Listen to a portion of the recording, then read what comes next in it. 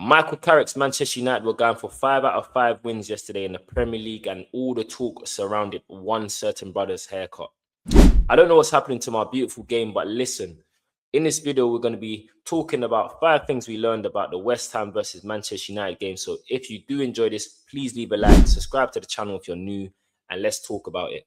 Number 1, deep blocks. Deep blocks have been a thorn in Manchester United side since literally Sir Alex Ferguson left. Do you get what I'm saying? We always struggle against Nuno Espirito teams, and I said in my match vlog on my personal channel in the Spurs game that this game will be a more difficult game than the Spurs one, and I was proved right ultimately. So Nuno Espirito's teams, as we've seen with Wolves and we've seen with Nottingham Forest, they play a nasty brand of football. However, I don't blame them.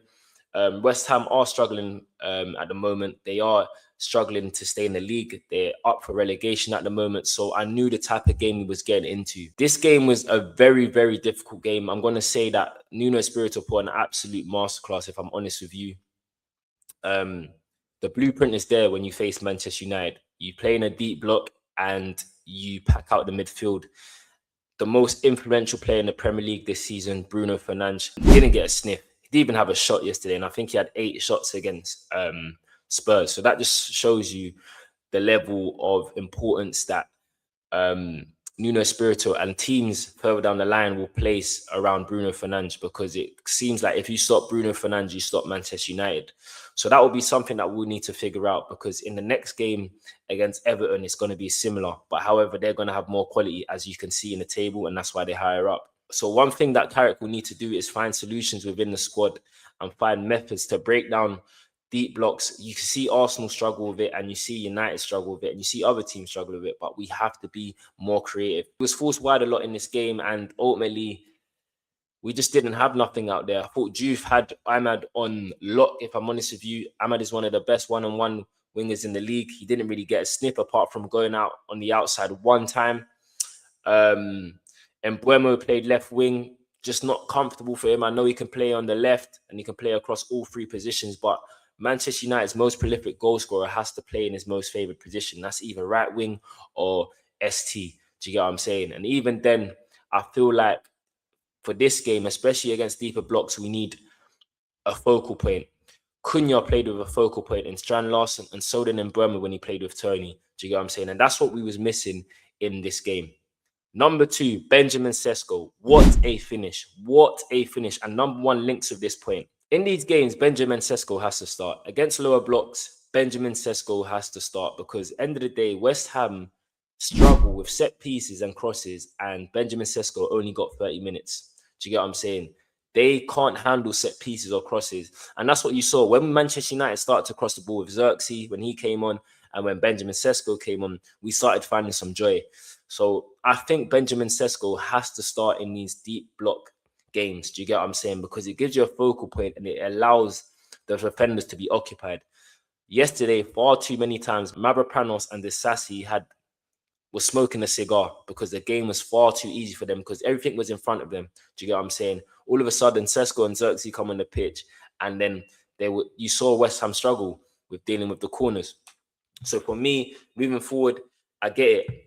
I don't mind Mbeumo starting in the bigger games where we're counter-attacking, but against these teams, Carrick's going to have to make a decision of whether Cunha drops to the bench, whether Ahmad drops to the bench, whether Mbeumo drops to the bench. But listen, this is how it goes. Certain games call for different profiles. Do you know what I'm saying? You can't play the same team every single game, because West Ham are complete opposition to Fulham.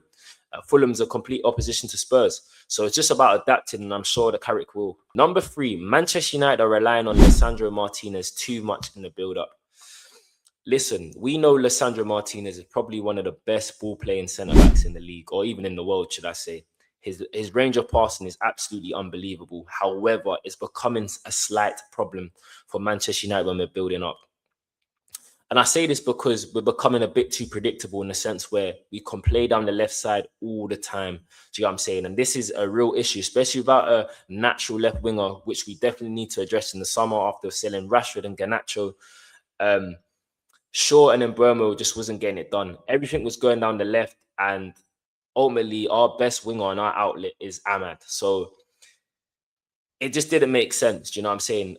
I get it that Lissandro's our best ball player. He's our best player in terms of breaking lines. However, it became too predictable. And that's why West Ham was comfortable. Do you get what I'm saying? This is not a knock on Lissandro Martinez. It's more so of a fact that the players need to step up and be more braver. Do you get what I'm saying? I saw so many times where other players had a chance to break lines, where it was Kobe Mainoo in the first half, or it was Casemiro, or it was Dalot or Maguire, but they just didn't take that initiative. They didn't take that responsibility. Do you get what I'm saying? And I want other players to do so rather than completely relying on Lissandro Martinez. Do you get what I'm saying? Dalot plays inverted for us, and Dalot has ball progression as well. I want to see more of him breaking the lines rather than just being Lissandro Martinez, because it's a level of predictability playing down one side constantly. Do you get what I'm saying? Number 4, Yoro's cameo. He was absolutely immense. Absolutely immense. And Lenny Yoro has been pretty poor this season, which is okay. He's a young player still learning his trade. I say this all the time. Saliba had to go on loan, do you get what I'm saying, to the French league before he established himself as a Premier League star at Arsenal. So listen, there's huge bunch of talents there. The Lenny Yoro I saw yesterday in the cameo is the Lenny Yoro I thought we was getting. Do you get what I'm saying? And I'm sure that's the player we will get as he gets more comfortable and he starts to bulk up. And I believe he has. In that game, he stopped 2 counter-attacks. Last-ditch talent against Callum Wilson, where Callum Wilson ran the length of the field. Yoro wasn't sure whether to go over or not, but in the last minute, he goes over and makes a fantastic block. And then after that, I believe Adama Traore, who's not an easy feat to be up against, on the back foot, dribbling at him, makes a challenge again, and what a block. We probably would have lost this game if Harry Maguire stayed on the pitch, because we played a higher line and Lenny Yoro obviously raises the physical ceiling.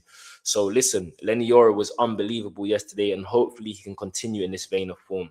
Number 5, Michael Carrick is reinstalling the United principles. And I say that because, listen, regardless of the adversity, in games under Michael Carrick, we have shown that we have a never die attitude. And that's something I associate with Manchester United.